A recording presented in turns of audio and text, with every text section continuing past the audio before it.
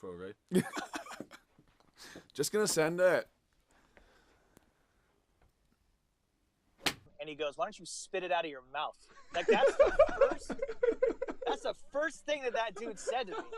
And I go, "Oh, I love this guy." Hello, everyone. Welcome to Just Jacks, Just Chat, episode 20. It's another Nation Series podcast, and we're delighted to have Tawd from Oak and Anchor on today's episode.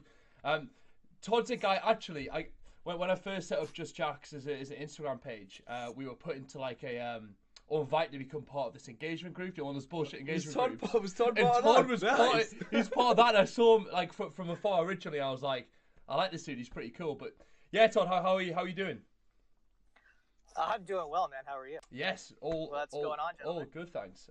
Just chilling. But the way we like to start these things, Tawd, is we want to do a deep dive to get to know you and your brand a bit better. So, if you could please just tell us a bit about yourself, where you're from, how you first started playing golf, and then how the beautiful journey of Oak and Anchor started and what that means to you.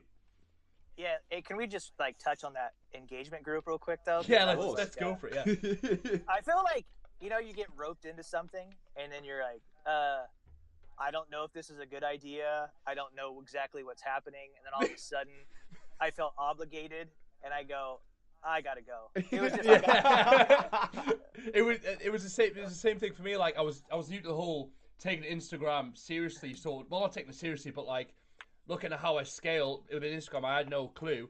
Got added to this group, I didn't really know. So how to act, how to go about it. Like what is this? Yeah. Is it bullshit? Is it like good? Like no, it's like you see like you have the red dot for a DM. You're like, oh, maybe it's like a customer asking about something, but it's like always the same thing. And I go, oh god. So like, I didn't even want to check them anymore. I was just like, I know what it is. Yeah. I know what you're doing. It's just a bunch of hibbity bibbity. I have to like it. I don't want to like it. You know. I originally thought it was gonna be a way of networking and meeting like-minded people. Then I just realized it's just like a like and comment fest sort of thing. It was just strange. Sorry, I'm just trying to compose myself here because you guys are saying you can like this, Mitchell. So you guys are laughing at this from the same perspective. Yeah. I, on the other hand, happen to have started one of these groups for streaming. So I am seeing it from I'm seeing it as everybody else's point of view. When I approached them, I actually put together a group of like 20 people to do the exact same thing. And now I'm thinking, oh, hang on a minute. I was that guy. Yeah. I was the dude who approached everyone. To be fair, we called it the stream team. Loads of them still come by my stream. They're absolute legends, and they'll be on my auto host list forever. But yeah, shout out to Chips Golf for starting this thing. I don't think he's around any longer. But oh really? See, that's the same thing with mine. I started some, and a couple of them just drifted off. Oh, I'm too busy with school, bro. I didn't realize I'd picked like 14-year-old kids to join the stream team and stuff. But yeah, that was my experience with these sort of groups. I made one. Well, anyway, there you go. Anyway, Tawd, less about the engagement groups. Yeah, please tell us your origin story, man. Where you're from, what got Oak and Anchor started. Okay. Origin, born and raised in California. Nice. Grew up playing baseball and played some golf as a kid. Loved golf always. Was always pissed. Baseball season and golf season in school were in the same time because it would have been ideal to play both, Yeah. But after college, I didn't know what to do, so I was like just dove base first into golf. Married my college sweetheart. Her name's Bobby. She's nice. A gem. Tawdy and Bobby, I like it. Yeah, we our Hollywood name is Tobby. It's a good time. Yeah, we're famous. Yeah, I signed cards. Tobby just pisses people off. But she fully invested in Oak and Anchor, so I consider her the owner. If Oak and Anchor sold, I would give her a majority of the money, just because she physically wrote me a check to pay for the trademark. Nice. Bought all of the first product and believed in it. And for somebody that you love and respect to believe in you that much to do that, that's awesome. Is the such a beautiful moment. So yeah, anyways, yeah, she's like 100% the owner. I just tell everybody, like, I love to golf and draw. Like, that's my role in life, is I'll just be on the course and just drawing at my desk some just ridiculous nonsense, try to put it on a hat. Yeah, that's awesome. So did you draw the logo and stuff yourself? Yeah, I do all the artwork. Okay. And then I golf, and that's kind of, it's real lax. It's for us, it's kind of like, it's a hobby. Yeah. Right. Oak and Anchor is like it's my passion. It makes me excited about life. It gets me motivated, because the day-to-day grind is it's monotonous. Yeah. And Oak and Anchor is such a fun thing where you get to enter into a world that you've never tiptoed in before. You get to meet really cool people and experience really cool things. And the most humbling thing to ever happen is you design something, you put money into it, you have it made, and somebody to wherever they are in the country, however much money they make per hour, you never know. And for somebody, let's say somebody makes $15 an hour, and they get taxed on that, and that person had to work 2 hours, or 2.5 or whatever, and spent that money on our product. And it's like, it's unbelievable, awesome, man. Like, the feeling of that is like next to nothing. I just that's so sorry to put in there, Todd, but that, like, I almost knew without even speaking to you before that is so central to your intent, because it comes through in the brand that you're like so customer focused, and that just comes out, man. That's amazing to hear that you actually care so much about what you're doing. Well, yeah, and it's like, it's a very scary thing. I don't know if you guys have ever like started a brand or a product. It's there's a level of fear, right? So you're like, okay, I'm gonna spend. I spent, I don't know, like a week just tweaking and drawing and tweaking and trying to make something that I feel that I would wear. And that's how I go about it. Would I wear this? Yeah. And if it's no, then I have piles and piles of stuff that I've come up with that I'll never release it because I wouldn't wear it. And I'm not trying to just dump out garbage and collect money from people. I want somebody to feel like they've accumulated the Oak and Anchor collection. Yeah. Every single hat that they have is like 2 or 3 weeks of me just hunched over, just doodling and like editing and I try to create like a community with a product, right? And be able to say, hey, you don't have to wear the stuff that's in the store. Like all the stuff that's in the store, everything is just really boring. And that's kind of how Oak and Anchor started, man. Okay. I was privileged. My cousin got a comped round at Pebble Beach. Nice. And I was like, he asked me to play. Oh my God. Absolutely. Yeah. Right. So I got to go out and play Pebble Beach. And in the process, I was like, what am I going to wear? Right. So I was just going to town. I just got I got some vintage plaid pants. I got them all tailored. I had like all my clothes are all coordinated. I spent like a good 2 months just collecting what would I consider to be like cool golf an outfit that would respect where I was going. Right? I like that. I'm not going to show up looking like a turd. I'm going to go play at Pebble Beach. Fair. No, I respect that. And when it came down to the hats, I was like, oh my God, I got to wear this. Oh, okay. Like, it was before Oak and Anchor, right? It was like, oh man, I guess I'm going to have to and it's the same old song and dance. Yeah, fair. And then that's how it all started. It was just like, I felt so stuck. Yeah. And I wasn't, and I've always I avoided social media my whole life. Like I've never had a Facebook page. Okay. I never had Instagram. Yeah. And that, I just was not, it was not for me.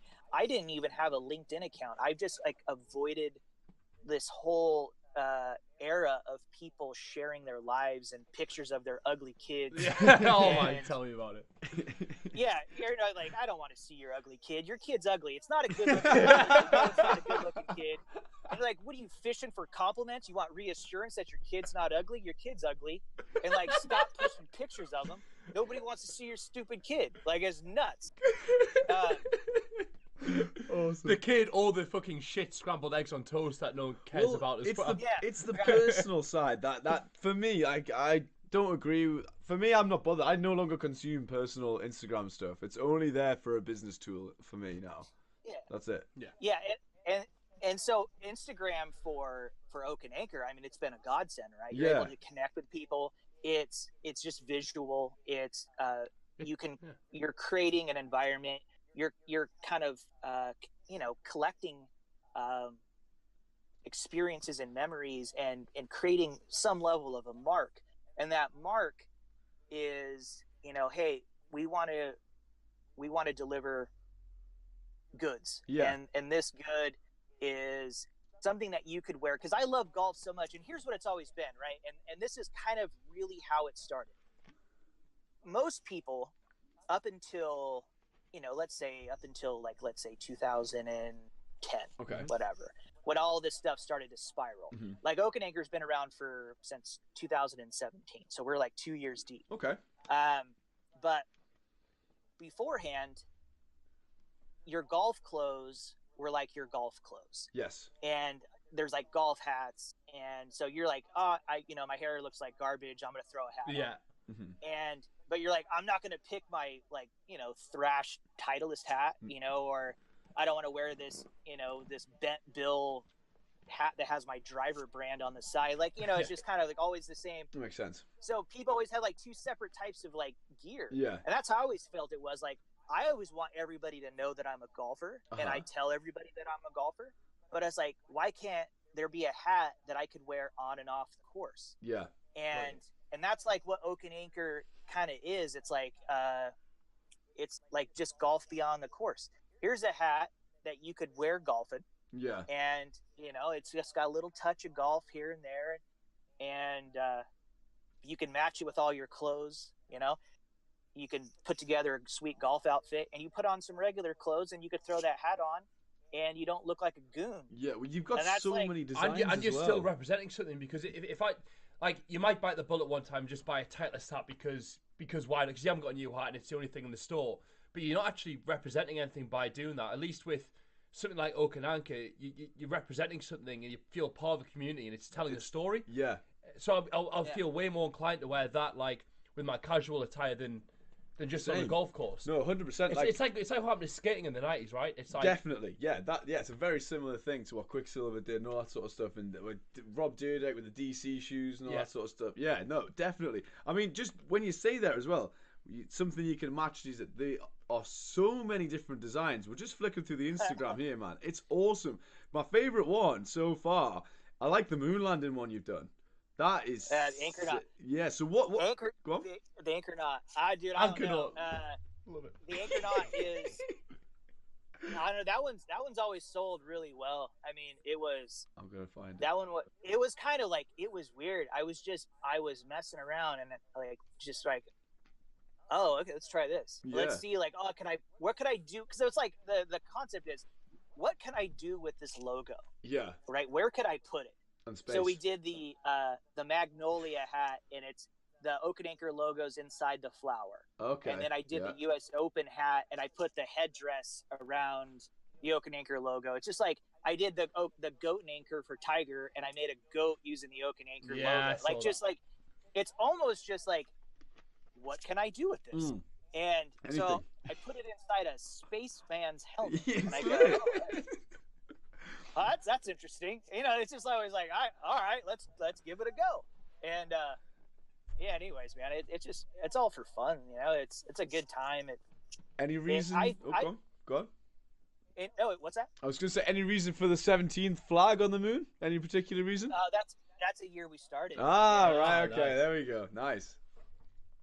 Yeah, that was the year we launched March 1st. So we just had our 2-year anniversary. Congratulations. And it was like right around the time of like Cut. Cut did their like 2-year anniversary and stuff. Yeah, it has like, our anniversaries are virtually on the same day. And I just, out of respect, I didn't like post anything, and I didn't want to like say, oh, 2-year anniversary too and stuff, because those guys are super good dudes. I just didn't want to even like impede on their success, because those guys are absolutely crushing it. Yeah, man. Yeah, I don't know if you've seen Mickey. It's cut golf's like a everyday golf ball. Oh, Essentially, golf balls. Yeah, but Ah, but right, they've okay. I had something else in but mind. it's like direct to consumer, really cool brand. It's Okay. awesome. Yeah. Yeah, and they're awesome guys. Like they're so nice, and you always want, and it's like that's what it is. Like we're all roughly in the same boat. Some people are more successful than others, right? Mhm. Well, But all of further these down the line. brands that are, yeah, there's all these brands that are just like making things, and you can tell that it's like they do it because they love it. You just want them all to succeed. Like, you guys just had Jimmy on, and Jimmy, what he's done, his barber shop and his, the ode to the classic style Yeah. is super awesome. But the one thing that's dope about what he's doing is that has all these kids coming into his shop and introducing them to golf. Yeah. And if their dad, you never know, these kids' dads might be super lazy. Mhm. They just said, "Oh, here's a video game. Be over there in the corner, see, fat ass kid." yeah, Right? yeah, It's yeah, like- totally. But like they come in to get a haircut because they look thrashed, and they're like, "Oh, what's golf?" And then they get into it, and it's like, that's so rad. Yeah. I mean, as soon as he told me about it, I'm like, dude, that is absolutely brilliant, bro. Like anything that you need from me, like let me know, man. I am like so on board. So it was Yeah. really cool. And I mean, Nation. what a way to I be don't- introduced to golf. Like, most people get introduced at the local course with some old guy. Like, imagine being introduced at a barber shop with Jimmy in a simulator. Like, loads of drunk It's an dudes experience. chatting shit. Like, Yeah. it's amazing. You'd Yeah. be into, Yeah. You'll be into the culture straight Totally. away, and that's Yeah. what you need to buy into, the culture more Yeah. than anything. Definitely. Well, yeah, I guess if we were to poll, like, let's say you take a bunch of like teenage kids, right? You pull 100,000 of them, and you ask them, what do you think golf is, and what is your perspective on golf, and like, rate like a person that would golf, and it would just be like, oh, it's a really stuffy elitist sport, Yeah. with a bunch of nerds, calculating like their moment of inertia. Like it's whatever it is, right? with It's the like- Bushnells out, like it's about That's not 150 golf. yards. Yeah. That's not golf. Golf is like during the summertime, my mom and her friend didn't want to deal with me and my stupid ass friends, and they would take us to the golf course and give us $10, and we would just play all day long. Yeah. And it was like our babysitter, and it was awesome. We're outside getting sun, you're getting some exercise, you're playing like a really cool sport, and it's something that you could play the rest of your life. I Yeah. played baseball up until I was like 23 years old, right? Played all through college. And I go, okay, that was like my athletic action in life. Like, I don't do anything else. Like, what the hell am I going to do? Either I'm just going to sit around and like collect doodads, Yeah. or I'm like, yeah. So now it's something that you could play until you're like 90 years old, until I'm like dead in the dirt. Yeah. I will play golf. And that's what makes it so awesome, man. It's like a killer sport, but it's a game. Like it's just like it's a game. It's something Totally. that it escape from reality. I have the worst week on the planet, and it puts me in the best mood. No, it's Yeah, just- I love how it connects all generations as well. Like, I've played golf with so many different age groups, yeah. and you all have that one sort of common thing that you enjoy and respect. And you're equally on par with them, no matter how old you are. It's weird. I think it's because what it does is golf. It forces you into the company of someone for 4 hours with no escape, and that's quite a rare Teaches you thing. something. It teaches yeah, you something, so it yeah. forces you into the environment where you have no option but to interact with this other person that you're with, and it puts you both at such an escapism from life. Like you've said, you're on the course, nothing else really matters, and Yeah. that's what it does. So You it learn puts how you to in a different respect one mindset. another, how Yeah. to conversate, socialize, like compete Exactly. fairly. Like there's just so much to it that I don't think gets enough recognition. No. Yeah. Okay. So I can't even tell you. There's probably been billions of dollars in transactions, mergers, acquisitions that's happened on the golf course, Uh-huh. right? Yeah. It brings people together. Yeah. Like in my professional life, I don't do Oak and Anchor's not a full-time thing, right? It's like it's just it's my hobby, it's my passion. Okay. It's like my escape from my normal job. And in my normal job, and I talking to somebody and trying to make something happen, I go, "Hey, do you golf? Let's go play some golf." So I've taken clients, prospective clients golfing and to get a sense of their character. Yeah. You know, and it's super fun, and it's like this bridge between everything. I mean, I play golf, you know, I'm like, in no way should I, you know, ever play golf with somebody who's worth $50 million. But I did. And you're like, that dude's like on another level of person. Yeah, Right? It doesn't even. It exposes But he you to showed other up. people, like you say. His golf clubs were absolute garbage, right? Like this dude showed up in an R8, an Audi R8, not kidding, and pulled out like golf clubs that I would like. If somebody said, "Hey, you want these clubs?" I'd be like, "No, I'm good." Right. So what is his emphasis in life? Where does he put it? And my clubs are just like, you know, awesome. Like you know, you collect, you know, your golf clubs. You make your own killer set. All my ferrules match, and like my grips, everything's just lined up, and you know, I love that because I love it. Yeah. But this dude's clubs were absolute trash. But he could crush me with his wallet. You know what I mean? Like yeah. But it's one of those things is like, man, it brings everybody together. You know, any walk of life, no matter what. I've played golf with people that don't even speak English, but you could tell that they're having a good time, and it's awesome, man. It's the perfect game. Yeah. There's nothing else like it. It's something like, what other game can you play that by yourself? Yeah. Where it's still fun. Like, you can't play baseball by yourself. You're out in the field throwing up a ball and chasing it like an idiot. Nah. You know what I mean? Like playing basketball by yourself. You're just like doing drills. Yeah, We're playing horse by myself. There's nothing on this planet. You can't even play board games by yourself. There's nothing. But you can say this week, Monday through Friday, was absolute garbage. And you just make it tea time Saturday morning, and you just play and just keep playing by yourself. Yeah. And you're like, oh, I feel good. It's like therapy, man. Yeah, oh no, I'm completely. That's exactly what I get from the game as well. Like, I don't attach how well I'm playing to my enjoyment out of it at all. Yeah. Like, I can hit so many bad shots, but then you'll catch a view, or it'll be a nice breeze, or something will happen. You're just like, this is exactly why I play. Yeah. Like, it genuinely makes me happy. Like, it's because I've seen that as well. Because I don't play a whole lot of golf, but when I have, I've seen when I do play with people, if they're having a bad shot, if they're having a bad round. I mean, I've been, you know, one of these people where it just ruins the round if you're playing bad. I've never seen you have a ruined round.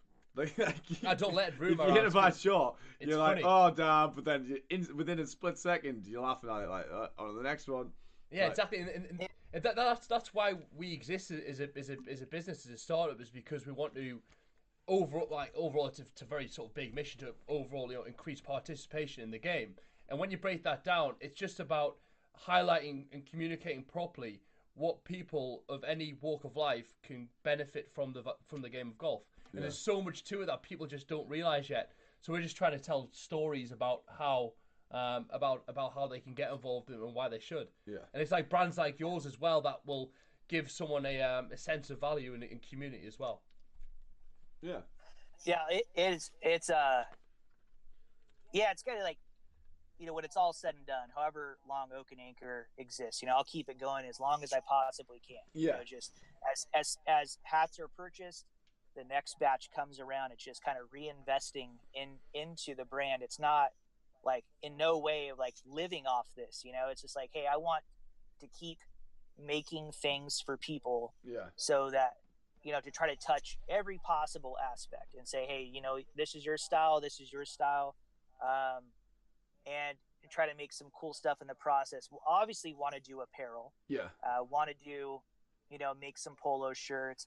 The day that I'm able to actually design a golf shoe and release it will be one of the happiest days of my life. That's because I've awesome. always despised the modern golf shoe. Okay. I do not like them. I do not think that tennis shoes should be allowed on a golf course.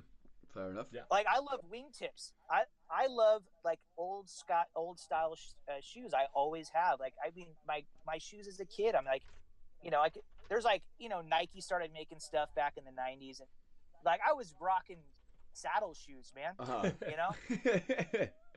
So I just have always liked it. I don't know what. I just think it's like that's, to me, that defines the golf style, right? Well, and then I think Jimmy touched on it. He goes, "Yeah, you should look like you're going golfing."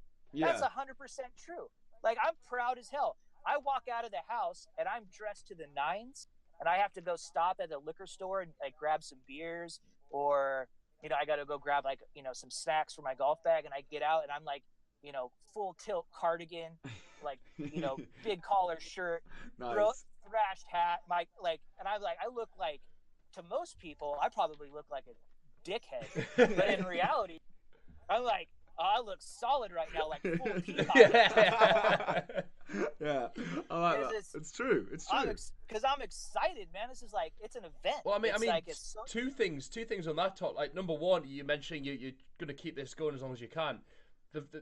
Just from speaking with you, like, because your intent's so pure, I've got no like qualms at all that you will survive and you'll be a long-lasting, successful brand.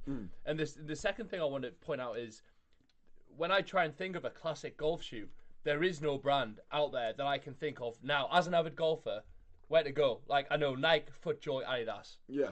Outside of that, like, I'm struggling. Nothing classic. Maybe Skechers, G4, but yeah, G4 as a modern company, I actually have a pair of G4s. They're an exceptional golf shoe, super comfortable, and they have classic styles, but they don't have a huge heel. Okay.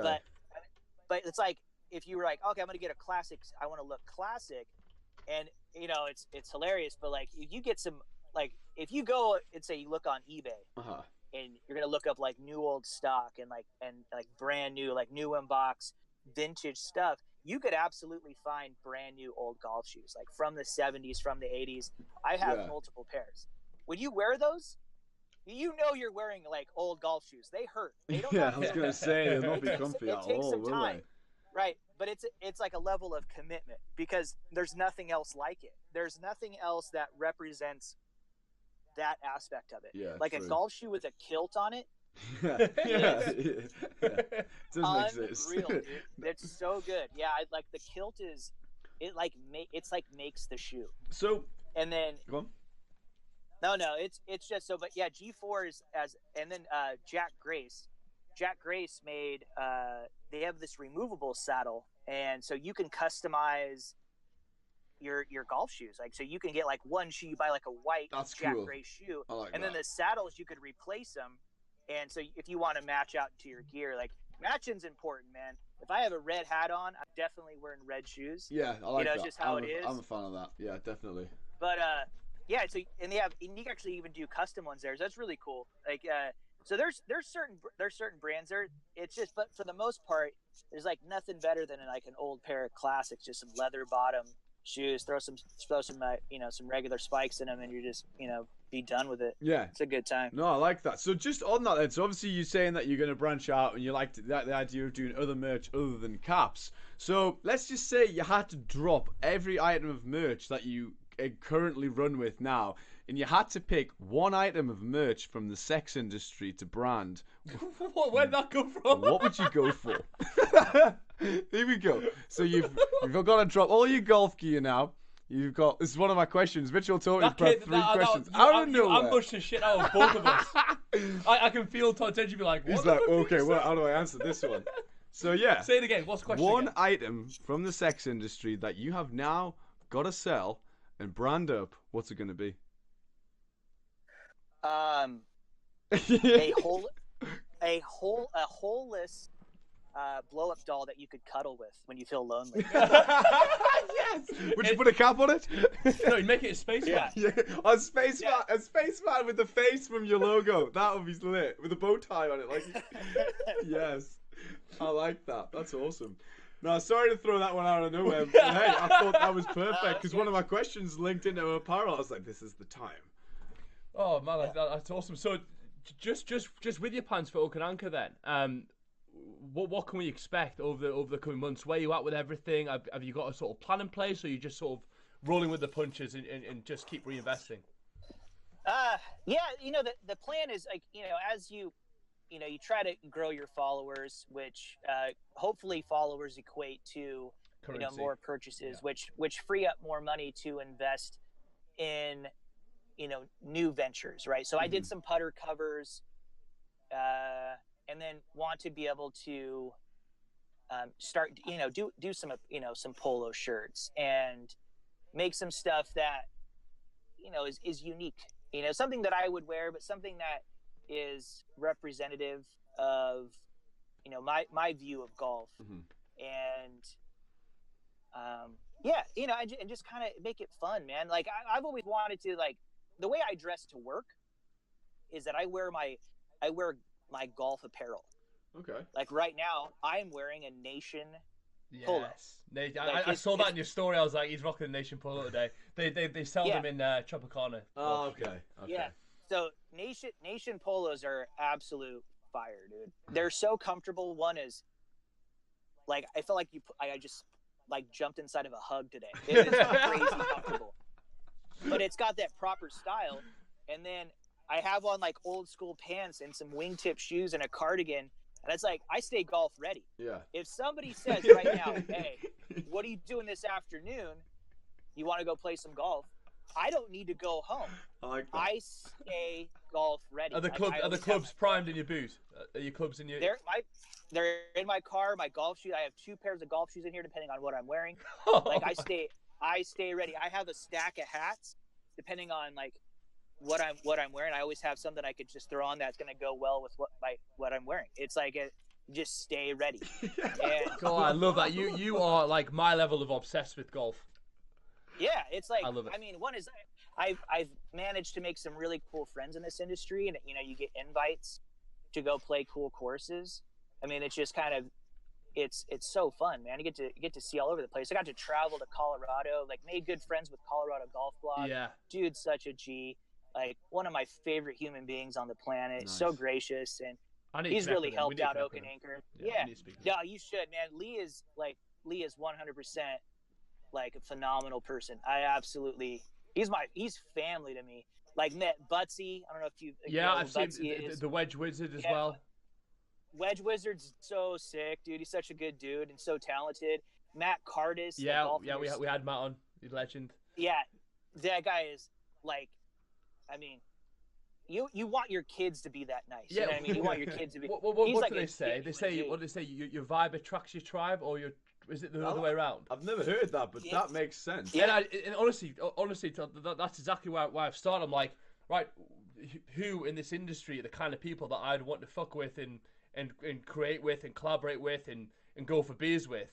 And that's how I started meshing people. Like, I like this guy. How about him? And then they just lead on to the next, and you realize that this community is so tight. And yeah, it's a pleasure to start talking to some of you guys. Yeah.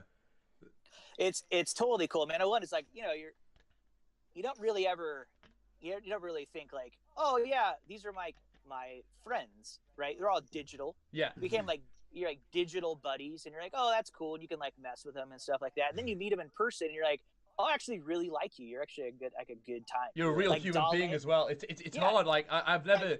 It's so weird. I don't think I've ever like spoken to someone digitally and then met them in person. I don't think yet. It's bizarre. It is full bizarre, dude. It's like weird science, right? Yeah. Like they exist on a screen, and then you're like hanging out with them, and you don't skip a beat. Like Idalio, I don't know if you know Dale, dude. It's like that guy's a nut. The guy's a nut. He's super funny.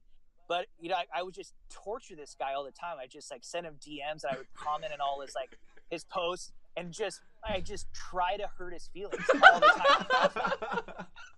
But like in a fun way, not in a like, I don't want him to actually like feel self-conscious, but I would totally try to cripple this dude all the time.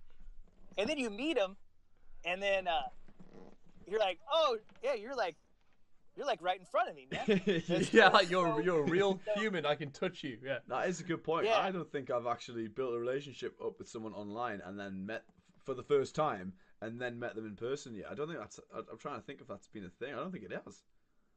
Yeah, no, it's so bizarre. I can imagine, like yeah. JT Laybourne, him and Lee became good friends over it. Matt Cardis and Wedge Wizard became like super tight. Those guys are buds. They do all kinds of stuff. Like even like I think Ryan Engel from Nation and Jimmy. Like I mean, I'm sure that's how it started. And they both live in Southern California. And it just all of a sudden, just like you start like engaging with these people. You're like, oh yeah, you guys, you think like I do. And, yeah, you love that's the golf best just bit as much about as it for I me. do. Yeah. Yeah. So you're like, you're able to choose your family. Yeah. Right. I mean, you're just like, yeah, this guy's super rad. This is a good dude. Like even customers, man, like it's so crazy. I got to meet, AJ Silverman. He's trying to become a professional golfer. Dude's like a total stick. He lives in Denver. Right. And my wife and I, we flew out to Colorado to one of Colorado Golf Blog's golf events. Okay. And we put up some hats for merch and stuff.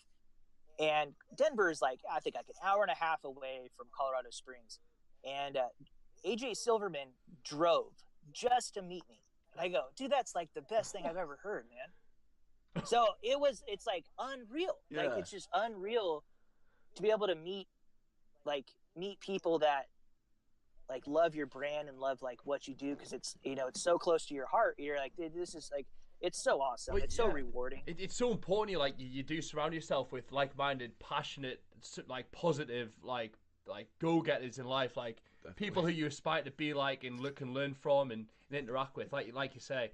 And that probably is for me the sort of the beauty of social media. I know it gets there's a lot of, obviously there's conversations about it all the time between what's good and what's bad, but for me that's a really strong point, is you can connect with like-minded people that you would have ever been able to have met before. True. Yeah, you can kind of tell, like a lot of people, there's like people out there that just try to get free stuff all the time. Yeah. Oh God, yeah. No, But it's weird. Like it's I know it's corny, but it's like real recognized real. You see the authentic ones, the ones with the genuine intent from a mile off, don't you? Yeah, 100%. Well, yeah. If we take it back to when you're creating the groups, like you say, you guys are in a focus group. If we take it back to that, I still to this day get, because I run a video game company. We stream a lot. I get a lot of people DMing, but you can tell when they just do the copy and paste job, and you know when it's authentic, and you know when it's a real person. And the people who reach out to you in a real way, you have no option but to reply to them, because you can tell when it's so sincere and you're straight on, like you gravitate towards that person. You're like, you've actually made an effort. You're the same sort of person. Yeah. And that connection instantly is just like, it's unexplainable unless you've had it. Like, yeah, it's weird, man. I mean, because that's the one thing. Like I think like probably when you're so accessible, right? And it's weird. Like you put yourself in the story. I don't know what people are gonna think of me. I'm super weird looking. I'm fat and short and I'm bald. And I'm just out there like just yammering in the golf cart and be like, oh my God, I don't know what people are gonna think. Like I'm just like special or something. I don't even know. you're so harsh on yourself. He said the other day on his story, he was like, you're complaining about what you double bogeyed the 18th, but you shot a 78. I was like, the things I would do to shoot a 78. You gotta just do You're too humble. It's more of like, okay, so when you're like, I was playing, dude, and I go to this. The problem is like this last hole it's in my head. I know I'm gonna shit the bed. Like I know it. Like I know. Do you get that golfer voice? Do you get that little voice in the back here being like, "You are gonna fuck this up"? You do know that? No. So it's crazy. I was on the tee box on 18, and I have to hit I think it's like 240 is like the maximum, because there's like this massive ravine. It's dog leg kind of left. I'm left-handed, so I have to hit this cut up over this knoll, and I'm over the ball. And the last thing that I thought that popped in my head before I went to take my swing was, don't top this. I get that. I get all that stuff, but I get it over my putts. Like, my 4-footers are like, you're not going to make this. You're not going to make... I get that voice. It's fucking retarded, bro. It's wait, so I'm assuming you topped it then? I hit a sizzler about 40 feet. It just went dead into the ground. And I lost my shit. Like I was like, oh my God, dude, what is your problem? What is your problem? So I go to hit the next ball, and I do the same thing. I topped 2 balls in a row. Then I had to hit a 6-iron over this ravine that it should be like maybe a pitching wedge. And I was so pissed, dude. And I'm like, oh my God, like I hate myself so much right now. So yeah, it's like. And it's not even the score. It's like, whatever. Like, yeah, it's like a decent day, right? I feel like I could do better. But it's just when you do something like that, Yeah. I'm like, oh my god, I'm so questionable. Oh It's my unreal, god! man. You communicate that golf is that mindset that every golfer goes through so well. Yeah, I did it's a very similar thing. It's a downward spiral It very is, but as soon as quickly. it gets into your head, you're right. Because I never ever played a round of golf without losing a golf ball. That was a thing. I still haven't, right? So this game, there was me and Mitchell were playing in our ex-school golf day. I did 1 to 18, and my goal for the day was don't lose a ball. And I have this wicked slice of any wood or driver, so I didn't take either. So I was like, you know what? I'm going to tee off irons and a rescue wood, and I'm just going to get around the course with one ball. Did it successfully the whole way around. Got to 18th tee. Longest drive. Got Mitchell and the guys we were playing with going, oh, you have to hit a driver off this hole. It's just like the law. It's longest drive. And I was like, don't do it, Mickey. Just stick to your iron and just hit it straight. Don't lose the ball. Massive lake off to the right. So obviously they said, no, you have to do it. You have to do it. So I pulled the driver up, stood over the tee. And before I even hit the ball, I didn't even need to there's no point hitting it. I might as well just pick the ball and threw it in the lake. It was obviously going there the whole time. It's mental how golf just rules your mind when it gets in there. Obviously, stepped up the tee, hit it, topped it, dropped straight in the lake, lost the ball. I was gutted. And all of a sudden, you can have like 3, 4, 5 holes where it just compounds, and you wake up and you're like, holy fuck, like that got me in the head for so long. Like, wake up, get out of it, play shot by shot, and enjoy yourself. Golf can be the master of your mind sometimes, can't it? That's what I love about it, because as soon as you think you're any good, you play shit. Like, it's perfect. It's such a humbling sport. It's perfect. Yeah, it's I don't know, man. This course, you're look at it, you're like, oh, I could score out here. I know I can. Dude, on the first hole, every time I've played it, I've hooked a ball like out of bounds, like out of just into the street. I go, I'm trying to not do it at this point, and I still do it. I just laugh. I mean, so I sandwiched the round with just absolutely two mental thoughts that you shouldn't have is don't snap hook it, and then don't top the ball, and then you do absolutely both. So yeah, the rest of the day you're just chasing a good time. It is what it is. Yeah, but it comes in your head more when you're going to play a nice golf course or a golf course that you've looked at and thought I want to play that someday, and then you get to play it and you build yourself up for it. Like you said, you spend 2 months trying to find an outfit for it. Yeah. In those 2 months, you're also thinking how you're going to attack the course. Yeah, you're also thinking how am I going to play? No, but I don't think there's anybody that could go play. Like any one of these courses, like these well-known ones, right? So if you went to go play TPC Sawgrass, or you played Augusta, if you played, Riviera, Pebble Beach is real elusive. Anywhere, if St. Andrews, we'll give you guys some geographic love over there. So we go play like St. Andrews or Carnoustie, right? And you're gonna play the first time. There's no way that you're not nervous. There's no way that you're just riddled with oh my God, I'm here. This is a real thing. Yeah. It's so surreal. So I played absolute trash at Pebble Beach. I mean, the absolute so stupid, so tight, intense.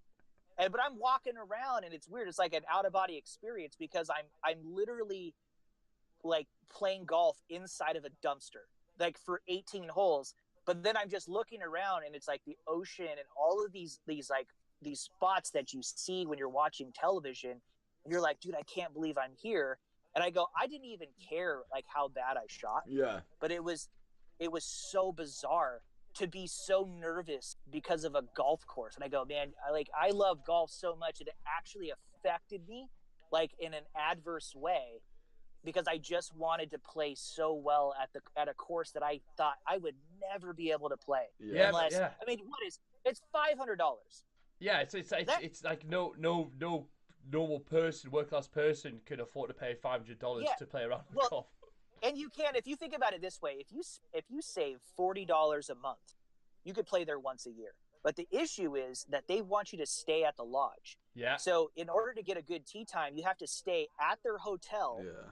And then try to stay for 2 days, and so you're really looking at $2,500, which calculation-wise, that's a week all-inclusive in Mexico at a 4-star hotel for $25, $2,500 with flight, or it's 2 days in Carmel, and you're and like your wife is just sitting there like twiddling her thumbs. So it's like not a it's like not a it's not like, oh yeah, I'm just gonna just go make this happen. It's like, I don't know, but yeah, when I got to play, man, it was a total spaz out, dude. Yeah, I've only ever passed through it. I've passed through it twice, and I've had a drink on the 18th just to take it all in, because like you say, it's one of those courses. Obviously, we're from England, so it's fucking miles away. I only ever saw it as a kid playing on Tiger Woods, PJ the game on PS2. That's the only interaction I ever had with it, and then you get there and you're like, holy shit, this place is like magical. I've been there twice, never played that. I played the par 3 course next to it, so I still got the same views. That's what I like to tell myself. It's like the Disney World for yeah, golfers. it's so cool, man. Yeah, there's like, that's Northern California's golf mecca, is like Pebble Beach area. Cypress Point as well, isn't there? Like, yes, Cypress is. How do you play that private. place? How do you play there? All right. So there's Spyglass, there's Spanish Bay. Yeah. There's Old Del Monte and Pebble Beach are all part of the same company. Okay. So if you're a member of the Pebble Beach organization, you get to play those courses. All Then right, there's cool. Cypress. Cypress is like a private course. And there's like this, I don't know if it's like a legend. I don't know how real it is, but I've heard it from a bunch of different people. So back years ago in Tiger's heyday, they had an event at Pebble. Okay. And he was there early. So he called Cypress and said, "Hey, this is Tiger Woods. I want to play." And they said, "Oh, do you have a member that you're going to play with?" He goes, "No, I just wanted to come out and play." They said, "Yeah, that's you have to play with a member," and then just hung up on him. Oh my! Like that's a story. And I go, I hope to God that's real. Yeah. Like the person that got to do that is the coolest human being on the planet to be able to. I hung up on Tiger Woods. The best thing is that guy in 2000 was probably on like $4.50 an hour or something, and he just tells Tiger Woods where to go. I love it. Nah, mate. So you can't my play here. dad's friend got to play out there. He actually has a friend that's a member, and I've been trying to swing on that brand. Keep getting me out. But he goes, the courses, there's only like 11 tee times a day. It's just like old members, they don't golf, and the course is pristine. And he goes, it was so pure that I felt bad when I took a divot. Yeah. Like I took a divot, and he's like, oh shit, what am I gonna do? He's like scrambled to find like the shrapnel that was scattered all over the green just to fix it, because it's so perfect. It's like playing on carpet. I bet this guy's got a garage full of Oak and Anchor merchandise that's just been sent to him month after month, being like, yeah. "By the way, here's some free merch, here's some free merch," and you're just waiting for that big ask. Like, you remember those 27 hats I sent you? Can I play Cypress with you? Yeah, he's only got to play it once. I don't know what but yeah, it's like unbelievable, man. There's really cool golf. Like the best golf in California, just by sheer volume and like the cool courses, is Palm Springs. Okay. Yeah, It's just India. hot.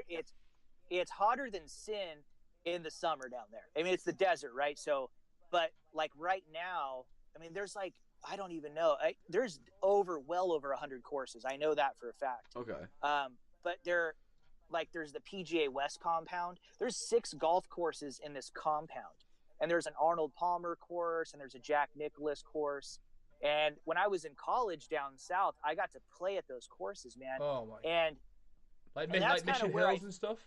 yeah, that's no, in Palm Springs, right? So that whole area, it's like in the desert. Yeah, And it used to be like Hollywood's playground. So there was, there's Dean Martin was out there, Frank Sinatra. There's just all this like old style. It's super classic, but that's where I fell in love with like Arnold Palmer, man. Like just being able to go play at his course, and I've just had nothing but respect for him. And it's kind of like how I go about like when I play golf, and like about Oak and Anchor is like I always want to make Arnie proud. I want to make sure that if he came back, right, and he was like sent down from heaven, and he's like, I'm going to play golf with Tawd from Oak and Anchor, that he wouldn't make me go home and change my clothes. Yeah, okay. You know what I mean? Like, yeah. Like he's like, hey, I love how much you love golf, and like keep going, like that kind of stuff. Because you can tell like people get into this stuff and they're doing, it's like, I don't know if you're just trying to make money, and if that's all that it is to you, you can tell. Yeah. But if you don't, like, if money comes, and if it comes, it comes, and if it doesn't, you know what? You gave it a shot. Yeah. And that's really all that you can do. Yeah. But you had a lot of fun in the process. You met some really cool people. You got to play some really cool golf courses, and you've accumulated family over the course of time. And when it's all said and done, it's like, that was fun, man. Yeah. But I'm looking back and I'm 80 years old. I'm not going to be regretful of like anything.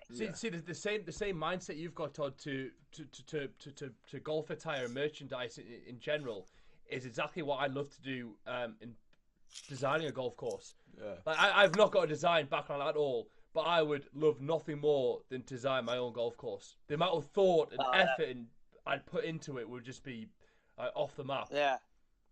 Here's some. Yeah, I know, right? How fun It would be the just to coolest have, like, fucking thing to millions. design your own golf course, to think, how can I make this experience for any golfer like the best possible with the available land I've got. This is my favorite. I think this is my favorite story of a golf guy that owns a golf course. It's so hilarious to me because it's like the ultimate middle finger to the county. So in Santa Clara County is where San Jose. Like I live in San Jose, the Silicon Valley. Google, Apple's all here. You know what I mean? It's like just south of San Francisco, aren't you? Like half an hour, 45 minutes away. Yeah, south of it. It's like basically where anything that has to do with the technology is here. Okay. And then San Francisco's booming as well. Like this area is all it is, man. I don't think anybody knows how to hold a hammer anymore. It's just like this is all that it is, right? Robots are walking the street already. Yeah. The owner of Fry's Electronics and it's like this, they sell all kinds of crap. They sell everything electronic wise. So they have a bunch of stores littered everywhere. This guy's mega wealthy, and he wanted to have his own golf course, and he named it the Institute, which is super smug. That is the most smug name. I absolutely like.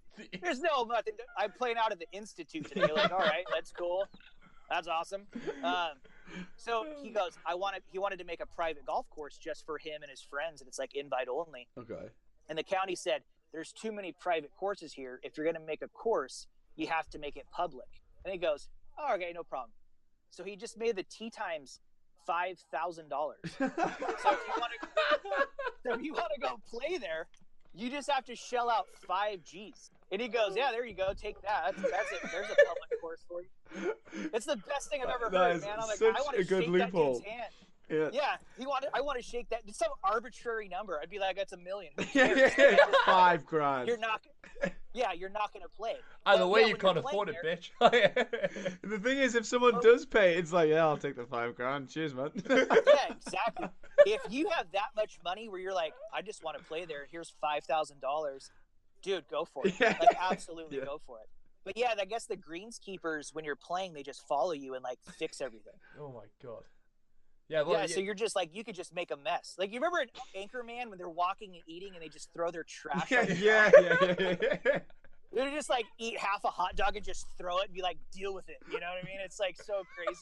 Yeah, you could just walk and make an absolute like mess behind you, and those guys just handle it. It's so unreal. I love how you fit an Anchorman reference. Horse carts for buggies. Oh god, it'll be amazing. Oh god, yeah, hilarious. But yeah, Todd, I thought this would be a good little point to play a game.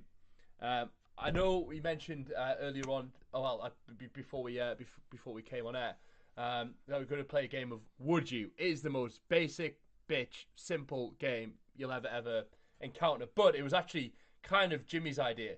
He was like, love what you guys do. You need to add a bit more profanity to it. And I was like, yeah, that's aligned with what we do. Like, we just want to be funny. So we came up with a very, very stupid game. And we're going to ask you 6 questions. And we just want your honest answers. You can tell us to fuck off if you don't want to answer them. Or you can just ride the wave. Whatever you want. I'm so scared right now. No, that's cool, man. That's cool. Should we go? We'll go one from me, one from you, one from me, one from you. We've already had one from me. I threw it in the middle of the podcast. With the whole sex curveball. I'm sorry, guys, but yeah. With the anchor porn star. But yeah, my first question for you is: would you lick a cow's butthole for 5 minutes, so fully licking this thing out, if it meant Oak and Anchor would become the #1 brand in golf? Absolutely not. Yeah, nice. I was thinking in my head, I was like, I wouldn't do that. I wouldn't do that. Why not? Give us a reason. Well, because it's an Arsenal. No, but there's got to be like a mean- balance. There must be. Where were the scales at? Were they close? Yeah, like 1 No, minute, it's like 30 it's more of seconds. like just the fact that somebody knows that I did that. Okay. Oh no, That's like- I'll give you a caveat. Nobody knows. It's just for your own. Like you'll know forever, but no It's one else your will know. own little secret. It'll be your own little devil know. in the back of you. You lick the cow's ass. I don't know. That's like, I mean, like how clean is the butt? Like, you know what I mean? Like, Oh no, we're talking a wild ass Highland cow like Oh, who dude. shits Oh, shits and eat grass all day. Yeah. Like we're talking wild. Okay. We're not talking we're about a talking pampered about- Highland I cow don't- for I don't- sure. Yeah, I don't know. I don't think so. I'm gonna have to go. I'm gonna have to go with. I would rather do it through hard work. Okay. Yeah. Okay. Fair enough. Okay, well that's a very nice answer. So work your way up to being able to lick the cow's butt, like get your own cattle, get your own round. I'm joking. No, I respect that. I would agree with that totally, bro. I mean, number two, I was like, I don't even think I'm tall enough to actually It's like at a a step, cow's like. butt. Oh, man, it's funny, man. My second question, when I've watched your media, you take the piss out of yourself saying you're not the biggest athlete. You've already said that on this podcast. So with that being said, would you run a marathon like right now, no training, if it meant you could shoot a 65 at Pebble Beach? No, absolutely not, dude. Marathon. Yeah. Anybody that spends their time to train to run for a marathon is like, it's so bizarre to me. The funniest shit that I've seen in a long time. This fat dude. So I don't know, like, is this a trend in England when people have like this oval circle on their car that says like 13.1 or 26.2, meaning that they ran? Oh, no. Oh right, Marathon like or an half identity marathon. thing, Oh my Yeah. god. like is a that badge, thing? like a badge of honor. And it's everywhere. So in the Silicon Valley, all you see is people like they walk around with their yoga mats and like their bottles of water. Everybody wants to look like they work out all the time, even though they absolutely don't. Like you're such a dork. Like, get out of here with your friggin' workout clothes, man. Like, you're an adult man. You like, fake you're an fuck. adult human being. Yeah, you're an adult. Like, why are you dressed like that 24/7? Dude, kick rocks. So on their cars, you see like 26.2 or 13.1, or like I ran a half a marathon. I saw this fat dude in a truck the other day, and the back of it said 0.0. You're like, he's my kind of guy. I'm like, yes, dude, absolutely. No, I'm not gonna go. Yeah, I'm not gonna run for fun, man. I don't feel any sort of endorphins. I'm not enjoying this in any capacity. It sucks If balls you want to go running. Yeah. like hiking, what about hiking? Like anything like that? You're like, I'm just gonna go walk aimlessly, like I'm lost in the desert and just looking at stuff. Like, are you for real? I love it. It's true though. It comes from a real. Like, I get that. I'm not a runner. I would like, never go put on running Running shoes is and run. boring as fuck. Nah, no chance. You'll never find me doing that. No, yeah, none of that sounds fun. If you want to go walk, dude, give me a pool cart. I'm putting my clubs on it. Let's go play 18. We'll walk this thing. Yeah, Yeah. fair. And it's like, fair. have way more fun doing it. So this one, I don't know how this one will sit, but hey, right. So if you were to have a brand ambassador, okay? So I imagine you got someone in mind who'd be your ideal, but you can forget that because you've got to pick. You've got to have either Lindsay Lohan as your brand ambassador or Kim Jong Un. Who you gonna go for? Oh my God. It's a tough one. Who's Well- gonna rep? I think I Who's know. gonna rep? I think I know who. Right. I'd go Okay. So, my God. for. Let's see here. This is that's a tough go. Right there, man. Let's see here. Like, so, They're gonna cap it I up. think it would be. you know? Yeah. I think Kim Jong Un. Yes. Right? Yeah. For this reason, that dude has basically my body. Right. That's kind of what if I was like a Korean dude, I would probably like be shaped like that. Okay, I like that. With the same haircut as well. But it would be hilarious to see him sitting there in his like weird Dr. Evil suit Yeah. with like oak and anchor hat, like shaking Donald Trump's hand. But he's like, because he's a brand ambassador, he would have to he would be forced to wear it in public appearances. He'd probably want So it. he's just rocking some anchor knot or some dumbass hat that I made in his stupid suit with his stupid face, and then he's just shaking Trump's hand, and I'd be like, "Yep, that's gold right there." No, threatening to nuke the whole world with an Okananka hat on. Oh god. And as well, he's famous for breaking all the course records in South Korea. No, because he makes them up. He makes them up. Yeah, that's what I mean. I think he said he shot a 28 or something. It's like him and Donald Trump both cheat like fuck. It's so funny. He told this entire country that they won the World Cup and they won 14-0 in the final. What a nut You're not allowed to job. Google nothing. I'm telling you, I'm the news here. They should be saying What that. a nut job. Insane. God, But hey, imagine I like that. living I there. mean, you never want Lindsay Lohan ambassadoring anything for you, do you? Well, it's. But I just you can't do if you pick Kim Jong Un. That's what you know. I suppose it's the mean- rep. It's the rep. Here's the deal. The rest of the country, or rest of the world, right? When they go stupid Americans, right? She's in that bubble. She right? is There's, the epiphany certain, of that, right? Yeah, certain people, she's to you guys what Ian Poulter is to us. Oh yeah, I've realised this. I didn't realise how much the American golf community hated Ian Poulter. They the way I dislike Matt Kuchar is the way that I think a lot of American dudes dislike God. Ian Poulter. Oh, really? What a fake motherfucker Kuchar is. Oh my God, dude, his whole not paying that caddy. Oh was, my, what a dickhead. How could one action completely derail your public so badly, to go from everybody's Yeah, Cooch. and now it's just boo, it's just boo, oh my God, dude, when that happened, I go, oh, you're toast. Yeah, you are absolutely and then toast. I don't know if you saw that. So him and Sergio were playing match play at the Dell Technologies this week. And did you watch it? Yeah. Yeah. So Sergio had a 6-inch putt, and you usually obviously give them it. Sergio didn't look up to say, "Is this good?" Misses comeback putt, just stabbing at the ball, messing around sort of thing. And Matt Kuchar won the hole. So if there's anything that could compound your bad image enough, it was that moment. Okay. He is now the most Sergio's not a popular guy either, by the way. Not in America anyway. I think Patrick Reed is your Ian Poulter. Yes, right? yeah. Oh God, you've nailed that so much. I was thinking of him wearing that green jacket. I'm like, take it off, you fucking dickhead. Yeah. The one thing that bothered me, and it's just it's a stupid choker necklace. Oh Do you remember God, that? yeah. It's up 2006. And he's not in a Bro, indie he looked rock band.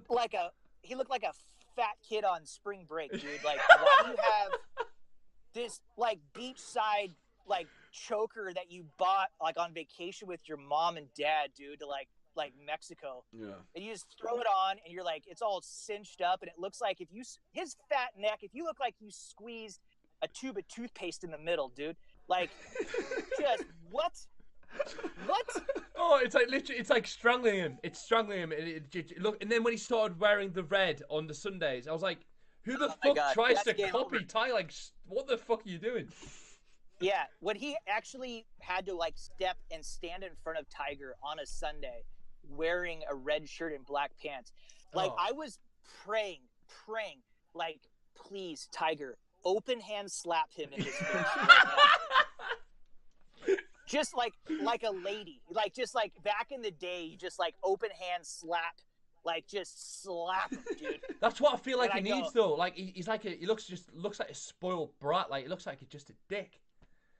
Yeah, that was it all started when he said he was the top 5 golfer in the world because he won a tournament, and it's just humbleness goes a long way. When somebody's humble and they're genuinely humble, not trained to be humble. Yeah. It's just totally. hey, they're out here, they're just trying to golf, they're trying to have a good time. But the the professional golfers, we watch it. I think it's at the experience. I don't watch every golf tournament because it's just becomes monotonous, right? It's not I'm so obsessed with golf. A, would I rather sit there and watch it, or B, go out and play it? And I would rather go out and play it as opposed to sitting there. So, but I watch all the majors, you know, and like there's big tournaments and towards the end of the year in the playoffs and stuff, all that kind of vibe. But you know, the like golfers, they don't. It's too stringent, right? It's too serious. It's become too scientific. It's just go out and play golf because you're good at golf, and like it doesn't have to be all this like these. You know, it's hard to explain. I just don't feel like these guys are enjoying themselves as much as they should be. Yeah. Because if I had the privilege of being a professional golfer, yeah, I would absolutely just relish every moment of that. No, I agree. And I don't feel like some of these guys, it's just become so robotic and there's no emotion and it's so scientific and they're spending so much time working out and it's taken away from, dude, you know that you're playing a game and you're making millions of dollars. Yeah. And like you're walking the same golf course that Arnold Palmer won at. And you just won a tournament that Arnold Palmer won. Yeah. And I would be like, dude, this is unreal. I'm in the record books. I did something, I followed suit. And it's like, it's no longer that. It's like, you know, you're trying to make something so much of a sport, it loses sight of what it really is. And it's purity like, as such. I completely agree with you. Like, you see, and you just tell them their interviews, like, I wish a golfer would just give an honest interview. Like, you hear them after the fun. Jimmy said it perfectly when Rory won the other week. He was like, yeah, I'm really happy where my game's at right now. Like, I can't wait to take this form into the majors, blah, blah, blah. It's like, you just won on St. Patrick's Day. Like a huge tournament on St. Patrick's Day. The players, you're Irish. It's St. Patrick's Day. You're rich as fuck. You're 30 or 29. Celebrate. You're at your peak. Go get fucked up. Like, go have a party. Like, go and invite some random golf fans who would never be able to. Go and pay for them to go and play Pebble Beach. Or something. Why are they not? Why is no one doing? Apart from it's because like. I feel like it's like who can be the most driven or come out as the most driven is almost like being the most popular. I think like the Cubby and Tigers image. Do you think they see winning? I think they see winning as something different. That they see winning as actually winning. You don't have to be at the top to be winning. Yeah, I mean, what? So look, I mean, it's so crazy. Let's on back to the Kuchar thing. This dude's made like $46 million in his career, right? But he hasn't even won 10 tournaments. Yeah, he just turns up in his private jet every week and just he's never won a major. But he's worth like almost $50 million. Like, I mean, it's like, come on. I mean, you're playing, dude. You are playing a friggin' game for money, and you're actually and you're good at it. And it's like, I want somebody to be so excited that they like open up a champagne bottle and just pop it, just spray all the paparazzi after a tournament. Like some NASCAR, like some white trash dude just like like some redneck guy. Like just I mean have fun, man. It's like good God, like you just made $1.8 million. Like you're kind of good. Yeah, you're kind of good right now. It's almost like they're embarrassed the same thing, like because it's so media trained. Like when Rosie won Justin Rose obviously won the FedEx Cup last year, won 10 million quid. You could tell he was happy, but if that was me, I'd get the mic out, like, I just won 10 million quid, motherfucker! It's like, I'd go nuts. Yeah.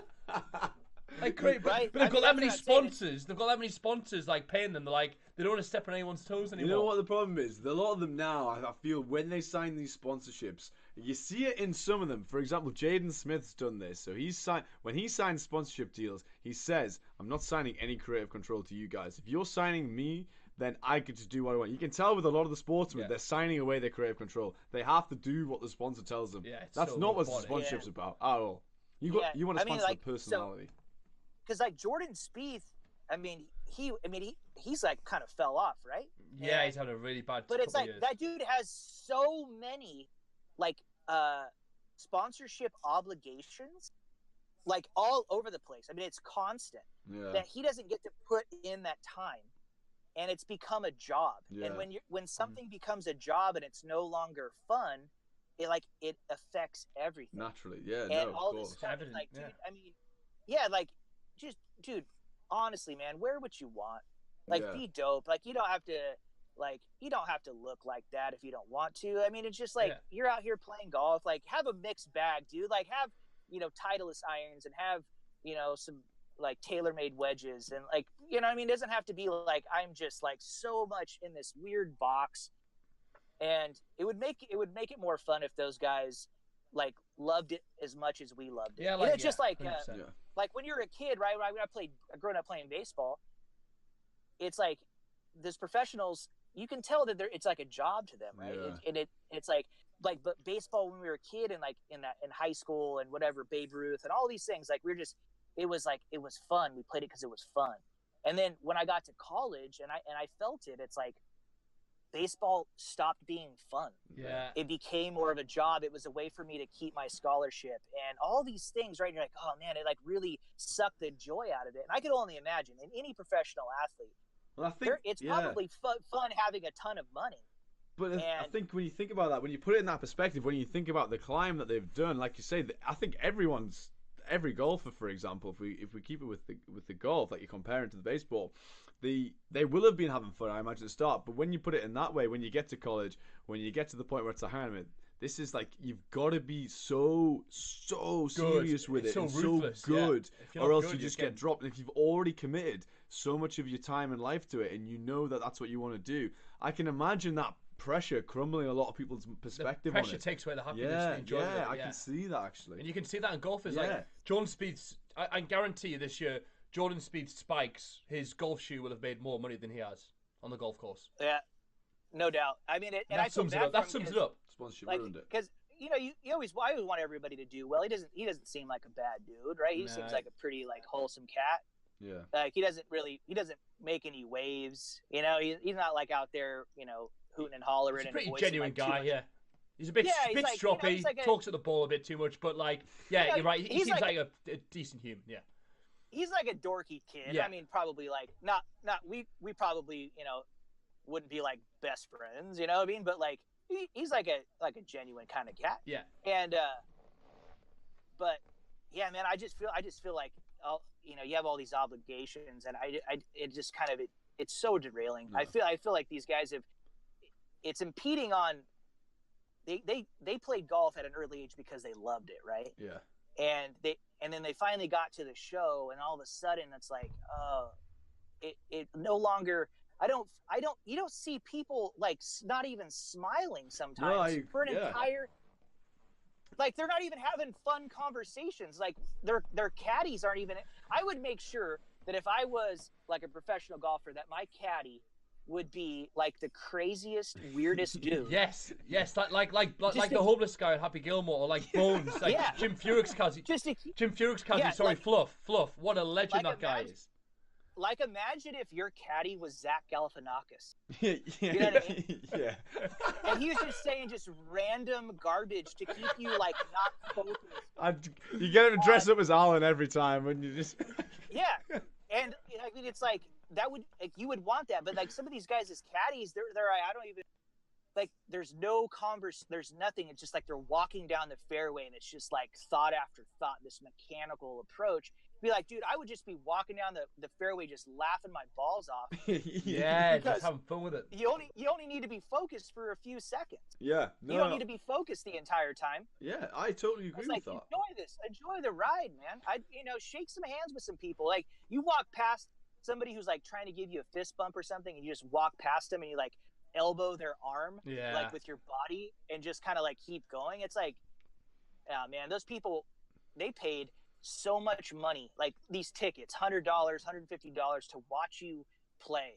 And it's like that dad had to sacrifice so much money to like bring his kid there because he wanted to meet you. You're gonna walk past him and like snub him like that? Like you're a joke. Yeah, I never understand that myself. I mean, it's hard until you put yourself in their exact shoes. But I agree with what you're saying. If I was ever in that scenario and anybody had made any effort to come out and see me, Jesus Christ, I'd be there till I'd seen everybody in my mind. Like, so you're not, when you're golfing, you're out there, physically out there for 4.5 hours, but you're not actually golfing that long.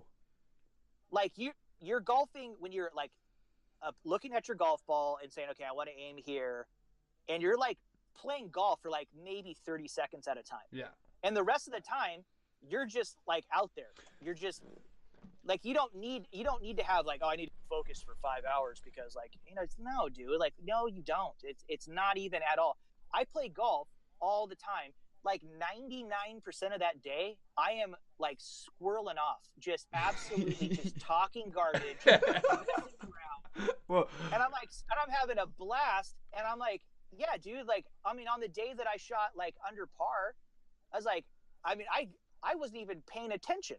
yeah. I just like, oh my god, like I'm on 18 and I'm like 2 under right now. Holy crap! I think though the only thing to say on that was I suppose when you get to a professional level, it is different because let's just say they were goofing about and things like that. I do agree that they need to be a bit more relaxed.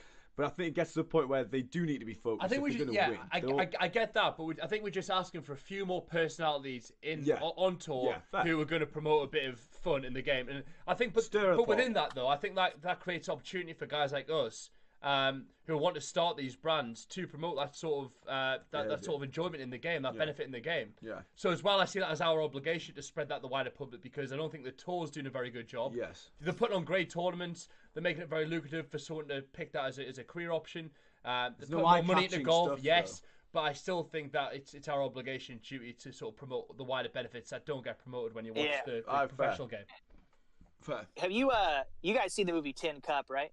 No, I haven't seen Tin Cup. No. Okay, so you guys watch it. But anyway, so Don Johnson is like the villain in the movie. Okay. And he's like, yeah, this guy's, in the public eye, he's like always super nice and like really engaging with the camera and media, but behind closed doors, he's really mean to old people and he hates dogs. What? And it's like, so like there's this part in the movie where he's like just like completely snubbed these old people and like kicked a dog out of his way or something, like get this dog out of my way. And it's like, dude, I wonder how many of these dudes are like this, right? Like have like these like this canned responses and they try to be all like smarmy, but in reality they're just evil human beings. It's like Ben Stiller from Happy Gilmore. I get that You're in my world now, Grandma. Yeah. It's so ridiculous, man. Yeah, I don't know, but I mean, I love golf, dude. I love exactly what it represents for me on an individual level.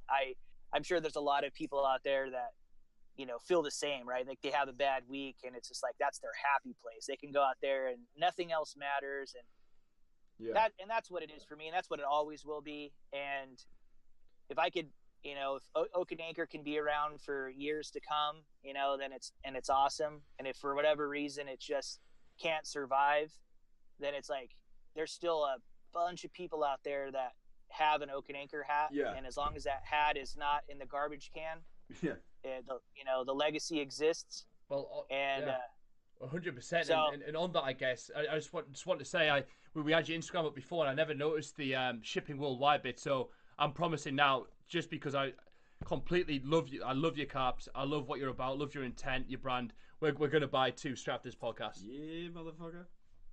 Ooh, yeah. My goodness. Hey, so it's like I think it's like no matter what is like $15 to ship. So if like it doesn't, the shipping doesn't really change. It's kind of weird. Like if you bought 1 hat or bought 3, like the shipping's the same, which is weird. So I always tell people like, hey, get some of your friends involved. I always like anybody that buys on the East Coast, like and overseas. I always try to like throw in some extra stuff too, because just kind of like pack them in there like sneaker style. That's awesome, man.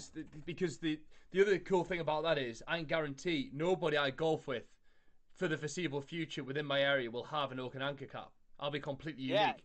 Yeah, so it's exclusive. Well, dude, okay, so like I always get asked all the time, like, hey, you want to get our hats in our pro shop and stuff. And I like refuse. Yeah, okay. Yeah. Because pro shops, I agree. Pro shops, one, they always try to put their logo on your hat. Okay, dude. and their logos suck. And it's like completely ruins the integrity of the hat. Now, if you go into a pro shop and you see all their swag that they bought and they've like got some hats and they got some cool polos or whatever that they thought were cool, and they put their logo on it, that stuff never sells. Yeah, you're right. Yeah. 100%. So I don't want ever to see in a pro shop an Oak and Anchor hat sitting there covered in dust, 50% off because they decided to put their logo on it when that hat has sold out 2 years in a row on our website. Yeah. And so it's like, I don't even want to deal with it. Like, so yeah, I think pro shops should just be like, hey, you want to come here and you want to buy some gear because you're not like fixated on this one course. Like, hey, I play more than one course. I don't need to have your logo on everything. I know how to get to your place. It seems counterintuitive. Like, if the fact that we can all go direct to consumer now means I think you absolutely should to retain, like you say, the integrity of your brand. Like, you don't want some random bloke who doesn't give a shit about Okanagan trying to sell you caps. Like, no. Yeah, I don't. It just drives me crazy. Yeah, so I just refuse, man. I keep everything. Like, everything's online, everything's super accessible. We've shipped almost everywhere, man. We're in Australia. Nice. We're in Germany, Spain, England, Ireland. That's awesome. We are in Canada. It's such a good feeling when you get a new country, isn't it? When you're like, oh. Yeah, it's like cool. It's just crazy that somebody found us. Like, we're this tiny little speck on the radar of life. You know what I mean? We're like nothing. We're just like nothing of a nothing. The internet gives you such a bigger voice. Like, one out of 7 billion, but you can speak to them all. But it's crazy how, like, like you say, it's mad. Imagine, like, one day, I know for a fact this will be enough for you if you can, like, rock up to Japan, go and play, and you see some random Japanese dude with an Okanagan cap on. You'll be like, what the fuck? Yeah, you'd have a meltdown, wouldn't you? You'd be like, what the hell? Like that's insane. I know for a fact, just speaking with you, like, just intuitively, that would be a moment that would mean a lot to you. I'll lose my mind. Yeah, straight up. So, and it's happened, like, it hasn't happened to me yet, and I've, like, been waiting for it. But I've had friends at places, and, like, somebody shows up with an Oak and Anchor hat. Oh, that's awesome. Right? And then they go, dude, check this out. And they'll take a picture, like, with the person. Yeah. And I go, man, like, I've never got to experience that, right? I've never got to, like, just be somewhere random and, like, see somebody rocking the hat. And when that day happens, I'll probably get teary-eyed. I'm not going to lie to you. I totally respect love the passion, that. Yeah, I agree. I totally agree with you. Yeah, it's so cool. It's so cool that, like, because there's so many hats, there's so much out there, there's so many brands, and for somebody just to sacrifice, any amount of money on something that they saw online that's not even tangible. Yeah. I mean, they're buying something that's just based off of a photo, right? Yeah. They're like, I want that. Like, when you buy a hat, like, we grew up going and buying a hat somewhere. We would not just grab a hat and not try it on and walk out. Yeah. Mm-hmm. You try on multiple ones, like, which one's the best one that fits your head. We haven't had any returns yet. What the? Nice. And I go, what is the deal, dude? That's awesome. So, for somebody, have you got a no returns policy, Todd? No, dude,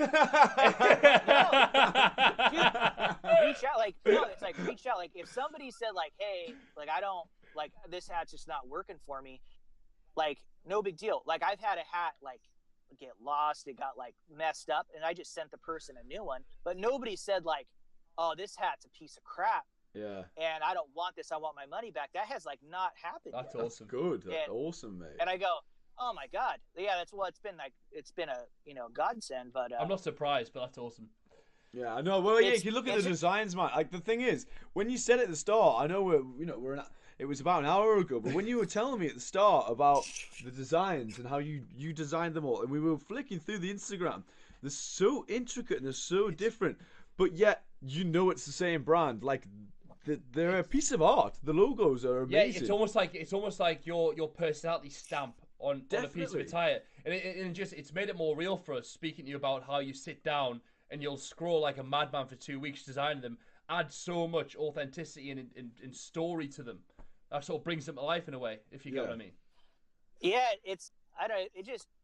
for me, it's like it's an escape, right? Mm-hmm. And that's what we always like. We seem to, as human beings, find escapes from reality and stress and irritation, and to have a creative outlet when your daily routine is the opposite of creative, so it becomes more passionate. It becomes like this. It becomes fully enjoyment, right? I'm doing something for myself, and hopefully people like it. And if they do like it, awesome. And if not, then I'm out some money. But it's, for me, it's a wonderful, like, like escape room. Yeah. And it's a place that I could go and I could just be like in my own universe, making something that I would want to wear on my head. Yeah. And No, I'll awesome. keep doing it. I'll never bend. I'll never do dad hats. I'll never do these round bill, because I won't wear it. Okay. And people ask, are you gonna make a round bill hat? I'm like, no. Fair. You could take this hat, you could bend the bill all you want, do whatever you want with it. But and I'm like, if you want a dad hat, buy this hat and you could sit on it and crush the shit out of it. And then put it on your head. Or like there's plenty of other stuff there, but like, you know, this is what my lane, this is where I exist. Yeah. And I'm not gonna waver from it. It's just kind of like there's no point in it, because I'm not out here. I'm like, oh yeah, you could make more money if you do these types of hats. I'm like, so yeah, like what does that have to do with anything? It's got to be authentic. It's got to be true to what you want to do. Yeah, like I wouldn't wear it. Like, so why am I going to sit here and try to pander to people because I just want to make money? Yeah, like that's not why I'm doing this. Like it's like, this is like, if it makes money, if it goes and gets bigger and bigger, awesome. Yeah. But there was zero wavering in the process. Yeah. Everything was in-house. I touched every single one of those hats. Every single one of them. That's sick. Awesome. Like that's awesome. Yeah, I put them in boxes. I print out the labels. Like I've touched every single one of those hats, and I'm like, for just to like change your integrity and your general focus just to make money. Yeah. That turns people into, like, it dehumanizes this whole experience. I literally couldn't be more on your wavelength. Like you just nailed it for me. Like honestly, I'm completely in your lane on that one. And like you say, like people can wear them how they want to wear them. If they don't suit the flat peak, they can bend them a little. Like that's up to them. But you're not going to change what's real to Okanagan. Yeah, like I don't know, man. It's kind of like there's tons of brands out there, right? And there's like people making some cool stuff. There's some stuff that I probably wouldn't necessarily wear, but when it's all said and done, it's like, if those guys are enjoying themselves, and if they put the experience first, if they put golf first, if they put their clients first, and then they make money afterwards, then they're doing it right. Yeah. And if they don't do it that way and they put money first and everything else after that, then you've put yourself into where everybody else is. Yeah. That like every one of these people is just a bag of money that you're trying to pull from. No. But I'm like, that's not cool. I've met such amazing people and all these people that have like spent money, and like they look forward to when a next hat comes out, and they message me, and they're super excited, and they like save up money to buy a bunch of them or whatever it is. And it's like, dude, those people keep me going, man. That's like my absolute motivation in life, is like making people happy with this product. When they're like, yes, dude, that's super awesome. I can't wait for that to come out. Let me know when it's going to be. Can I buy it now? Like stuff like that. You're like, when does that happen? Yeah, that is when does that absolutely happen? Beautiful. It doesn't. That is like not a thing. Yeah, and it is. It's so beautiful, and it's like it's a treat. It's a treat for me, and it makes me feel good, and it's like, and we all need that, you know. No, you literally couldn't have said it better, Todd. And I guess I don't want to sort of speak about that anymore, because I feel like you've said everything you need to, and you've nailed it. So we're going to move on, and we're heading towards the end of the podcast. That's all we've really got time for, unfortunately. But there is one sort of closing question I wanted to sort of close out with. I think I already know the answer from speaking with you, and I had this sort of pre-written out, so it might sound stupid me asking it, but if you could play with any one player, dead or alive, who would you play with, and where would you play? Who do you think? Arnold Palmer, Pebble Beach. Or Arnold Palmer, Augusta. Arnold Palmer at Augusta. Nice. Yeah, pure. That's just so fucking pure. And why? Tell us why. Because no one did it better. Yeah, fair. No one did style. No one did class. No one was more of a man of the people than that dude. Fair play. Fair comment. No. So. And then Augusta's probably the purest golfing experience one could wish. Yeah, it's just like, it's so unreal, dude. It is so. I love that place so very much. So yeah, haven't being been able yet, to but walk that course and just to engage in conversation I'll be lit. with that dude, he changed golf for everybody, man. Yeah. Like, I mean, he's like the way that he went about it, and like how people like dress and act, and all these things. Like, he's just like pure, like, dude's pure class. He's the reason the PGA Tour exists. You know what I mean? Like, he's an unreal human being. he's like the founding he's like the founding member of modern golf. Yeah, he's like, his iced tea brand, like, the proceeds go to charity, dude. Like, they sell 500 million cans of that stuff a year. That's like, that dude was a friggin' legend, That's bro. insane. Like, yeah, and so there's nobody else on this planet that I would love to shake their hand more than that dude. Fair play. Absolutely. God, yeah, that would be amazing. Either, yeah, I mean, for me as well, it would be Arnie. I don't know where it'd either be Augusta or it'd be somewhere in Scotland, because you know that sort of historic links, golfing experience with that sort of a man would be like. It's a tough call, because is. any of those courses, like, I mean, it's and golf, like, that kind of golf for us is it's so gnarly, because it, like, the wind that you guys are doing. Oh my! We played there. We played in Scotland last Sunday in a place called Archerfields. Yeah, it's just next to Muirfield. And the wind. Like, I'm 6'6", so I'm a tall, lanky motherfucker. Like, I can't keep the ball low. So, like, it's a nightmare for me. Like, it's a completely different game. So different. It was a different game. Yeah, that's the best way to describe it. It was a different game. I couldn't cope with it. As soon as we got that link spin, when it opened out on 13th onwards, I was like, I can't compete. Have you played anywhere in the UK at all? No, I've never even been to the UK, bro. Oh, we'll have to get a trip plan at some point. It's ambitious to call it at this point, but what we have the vision for is sort of collaborating with the kinds of people like yourself, like Mark Hardis, and putting on some form of a golf trip at some point. Yeah. The road is uncertain, but it would just be an amazing feeling to meet and engage with all these amazing people that we're starting to meet with, and have a pure pure golfing experience in Scotland. That'd be epic, dude, for sure. But yeah, that'd be a good time. The this whole space, it's so crazy, dude. Like, I just trip out it all the time. It is trippy. It is trippy as fuck. When you really put your mind on it, the whole 6 degrees of separation thing is like it's a real thing. Yeah, it is. And that blows my mind. It becomes more of a reality when you realize that this person knows this person. Yeah. And all of a sudden you're like, yeah, like, that guy and I think alike, or we have the same sense of humor, or they love golf just as much as I do. And it's like, oh wow, like, you're not confined to your own environment, right? No. Trying to find friends within, like, your town or whatever it may be. It's like, I feel like I have friends everywhere. Yeah, that's such a cool thing. I would agree with like that. You said, like, entirely. I look forward to looking at Matt's Instagram, Golf in Your State, because of the amazing place he goes. I look forward to your stories because I know you're going to say something fucking hilarious. Like, it's such a cool thing. Well, it's been an absolute joy. No. I mean, it's a joy, and I really appreciate you guys having me on. Thank man. you. No, honestly, like, Todd, thank you, because, like what you say, we're trying to spread that message within golf, of all the different benefits you can have playing the game, and try and communicate that to a wider audience. So the more people like you that we can speak with and just chat shit to, essentially, the better. And we want to keep growing this thing. So look, please, if you've got any buds who think would enjoy this sort of conversation, think would be beneficial for their audience, their customers, then please send them our way. But look, thank you so much for coming on. It's been an absolute pleasure. And for all those for the Just Jacks Nation, go low, stay fly, get rad. Yeah. It's perfect. Yes. Practicing the mo this morning.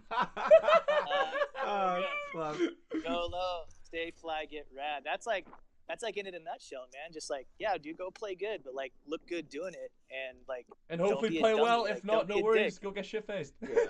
Yeah, go get rad. Like, get rad somewhere. Like, have a good time, man. Like, leave your mark. Just leave your mark somewhere. Like, stop. But yeah, you guys are killer, man. I appreciate you. No, thank you so much, man.